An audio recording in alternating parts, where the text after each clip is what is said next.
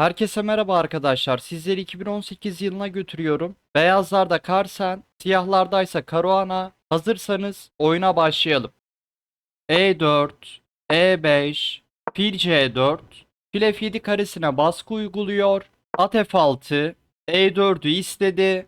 D3, E4'ü desteklerken filin çaprazını açıyor. C6, D5 sürüşünü hazırladı. At F3, ver E5'i. D5. Burada E alır D5 ile devam edilirse C alır D5 ile Caruana merkezli üstünlüğü sağlar. Bu değişim aslında E4 piyonuyla C6'nın değişilmesi anlamına geliyor. Fil B3. Fili istekten çıkardı. Merkezdeki gerilimi devam ettiriyor. D alır E4 ile Caruana piyon kazanıyormuş gibi dursa da D alır E4 yapılırsa at G5, F7'yi ister. Fil E6 en iyi hamle. Fil alır E6, F alır E6, at alır E4. Materyal sayısı eşit ve Caruana'nın E dikeyinde ayrık duble piyonları bulunuyor. Bu konumda at alır E4, D alır E4, devamında vezirlerin değişilmesi tamamen Karsen'in işine yarar. Karsen'in roku bozulsa da oyun sadeleştiği için rokun bozulmasının önemi olmaz ve E dikeyindeki ayrık duble piyonların dezavantajı daha belirgin olur. Nerede kalmıştık? Fil B3. Fil B4. Tempo ile fili geliştiriyor ve roka hazırlıyor. Bu konumda C3 sürüşü o kadar iyi değil. Çünkü devamında D4 ile merkezli üstünlük sağlanamıyor. D4 sürüldüğünde E4 boşta kalıyor. Fil D2. Fil alır D2. At B alır D2. Bu değişimlerle birlikte Carsen atını tempoyla gelişmiş oldu. Caruana ise Carsen'in iyi filini aldı. A5. E5 piyonu boşta olsa da E5 almaya fırsat yok. Caruana A4 hamlesiyle fili sıkıştırmak istiyor. C3. C2 karesinde fili için yer açıyor. At B D7. Caruana C6 D5 ile merkezde üstünlük sağlamıştı. Bir takım avantajlar elde etmek istiyorsanız bir şeylerden vazgeçmelisiniz. At doğal gelişim karesi olan C6'dan gelişemiyor. E alır D5. Merkezdeki gerilimi sonlandırdı. Bunun bir sebebi at geliştiği için artık C6 karesinde yer açılması o kadar da önemli değil. C alır D5. Karsan E4 piyonuyla C6'yı değişmiş oldu. Bu gerilimi sonlandırmasının diğer sebebi ise açılan E dikeyinden E5'e baskı uygulamak. Kısa rok, kısa rok. Taraflar şah güvenliğini sağladı. Kale E1, ver E5'i. Kale E8, at F1, B5.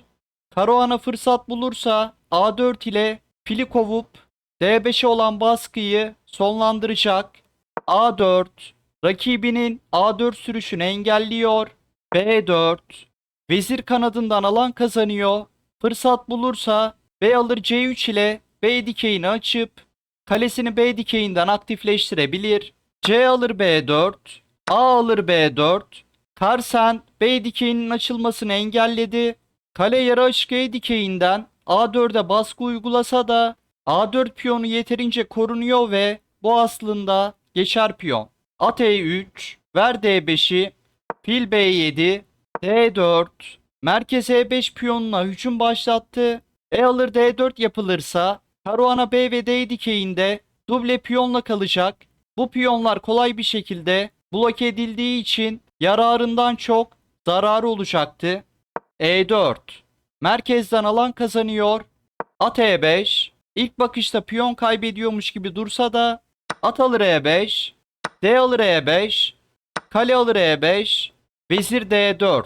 Ver kaleyi, ver B4'ü. Ayrıca D dikeyi de açıldığı için D5'e olan baskı artıyor. Kale E7. Kale AC1. B4'ü korumanın bir yolu yok. Karsan ilk önce kalesini açık C dikeyinden aktifleştiriyor. Kale D7, D5 desteğini artırdı. Kale E D1, D5'e baskıyı artırdı. H6, şahı için H7 karesinde yer açıyor. Kale C5, Karsan D5'e baskıyı artırdı. 5 taşla D5'e yükleniyor. Rakibinin taşlarını D5'in savunmasına bağlıyor. Kale A5, kale alır A5, vezir alır A5. Karsan bir piyon geride olabilir ama baskısının bu açığı tamamen kapattığını çok iyi biliyor. İşte Karsen yapan fark da tam da burada ortaya çıkıyor. H3, şahı için hava deliği açtı. Şah H7, şah 8. yataydan ayrıldı. Kale C1, istek, kale C5 gelmek. Kale C7, açık C dikeyinde rakibini karşıladı. Piyon önde, oyunu sadeleştirmek istiyor ama bu oyunu kaybeden hamle. Kale alır C7, Karsan fırsatı kaçırmıyor. Vezir alır C7, vezir alır B4. Materyal sayısı eşitlendi. Vezir C1, şah çekti, B2 istiyor. Fil D1, vezir artık B2'yi destekliyor ama fil açmazda kaldı. Fil A6, fil E2 ile açmazdaki file yüklenmek istiyor. Caruana bu baskıdan bir şey elde edemezse Karsan vezir kanadında iki geçer piyonla kazanca yürüyecek. Vezir D4, B dikeyindeki piyonun önünü açtı ve fili desteklerken D5'e baskı uyguluyor. Fil E2, şah H2. Karsan açmazdan çıkıyor. Fil alır D1, at alır D1, vezir C7. Bu konumda G3 sürülürse Caruana hedef bulur. H5, H4 ile G3'e saldırı gerçekleştirir. Şah G1, vezir C1. Atı açmaza alıyor. B4. Materyal sayısı eşit olsa da Karsen'in vezir kanadındaki iki geçer piyonunu durdurmak kolay değil. Caruana'nın bir şeyler yapması lazım. Karsen piyonları sürüp vezir terfi edecek. E3. Karşı fırsatlar elde etmek için bu piyon fedası zorunluydu. E4 karesinde atı için yer açarken Karsen'in piyon yapısında zayıflıklar oluşturmak istiyor. Bu piyon alınmazsa Caruana E alır F2 sonrasında tempo ile atı E4 karesine getirecek. F alır E3, at E4. Karsen A5 sürerse Caruana vezir C2, vezir E2 sonrasında sürekli şah çekerek hamle tekrarlarıyla oyunu beraberliğe götürebilir. Vezir alır D5, şah çekerek tempo ile atı almak istiyor. Caruana bu konumda vezir B1 ile atı destekleyip geçer piyonları arkadan tutarken açmazdaki ata baskı uygulama fikirlerini denemeliydi. At D2. Vezirle atın bağlantısını kesti. Atı kazanmak istiyor. Vezir F5, şah H8, vezir G4. Atı destekledi. F5, veziri atın savunmasından saptırmak istiyor.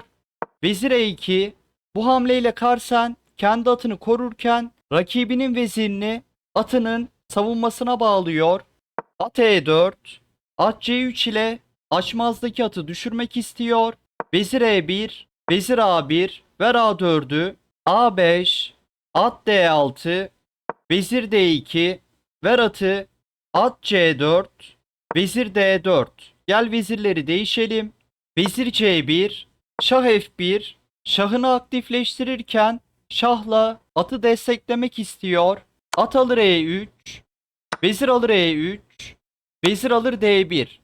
Caruana bir piyon kazandı ama vezir kanadındaki iki geçer piyon durdurulamıyor. Karsen sadece sürekli şahlarla oyunun beraberliğe gitmesini engellemesi gerekiyor. Şah F2, vezir C2, şah G3, G5. F4 ile şah vezir çatalı atmak istedi. Vezir E5, şah H7, şah H2. Şah H2 karesine saklandı. F4, F3 devamında vezir alır G2 mat tehditleri oluşturmak istiyor. Vezir D5, vezir A4, ver B4'ü, vezir F7, şah H8, vezir G6. Karsan B4'ü bırakıyor. Şah kanadındaki piyonları toplamak istiyor. Vezir alır B4, vezir alır H6, şah G8, vezir alır G5, şah H7, vezir H5, şah G7, vezir G5, Şah H7, H4. Karsenin şahı şu an güvende. A dikeyindeki geçeni destekleyip vezir terfi etme planını uygulayabileceği gibi H5, vezir G6, H6, vezir G7 mat tehditlerini oluşturabilir. Vezir D6, vezir H5, şah G7, vezir G5, şah H7, Carlsen H5 ile devam ediyor. F3, açarak şah çekti. G3, D2 karesi kontrol altında. F2, Caruana F1 ile vezir terfi etmek istiyor. Vezir G6, şah çekerek vezir değişimlerine zorladı. Vezir alır G6 yapılırsa H alır G6, şah alır G6, şah G2. Carlsen F piyonunu durdurur. Sonrasında A piyonuyla vezir terfi ederdi. Nerede kalmıştık? Vezir G6, şah H8, vezir alır D6. Carlsen veziri aldı. Caruana F1 sürüp vezir terfi ediyor. Carlsen şah çekişlerle vezir takasına zorlayabilirse oyun bitecek. Vezir H6, şah G8, vezir E6, şah H8, vezir E3. Hamleyi rakibine bıraktı. Rakibinin şah çekişlerini engelledi. Vezir B5, ver A5'i, ver H5'i, vezir C3, şah H7, G4. A5 ve H5'i destekledi. Vezir D5. Oyun çok uzun. Buraları hızlandırıyorum. Vezir C7. Şah G8. Şah G3. Vezir E6. Vezir D8. Şah H7. Vezir D3. Şah H8. A6. Vezir E5. Şah H3. Caruana'nın şah çekişi kalmadı. Vezir A1. Vezir D8, şah H7, vezir E7, şah H6, vezir E3, A7 sürüşünü destekliyor. Şah H7, Carlsen A7 sürüyor ve Caruana oyunu terk ediyor. Caruana vezir H1 geldiğinde Carlsen şah G3 ile devam edecek. Sonrasında Caruana'nın şah çekişi kalmıyor. Carlsen bundan sonra ard arda gelen şah çekişlerle kaçınılmaz bir mat ağı kuracak. Üstelik bir yandan da ikinci veziri terfi ettirme tehdidini havada tutuyor. Bu baskıyı durdurmanın hiçbir yolu yok. Analizi beğendiyseniz videoyu beğenmeyi ve kanala abone olmayı unutmayın. Sonraki videoda görüşmek üzere.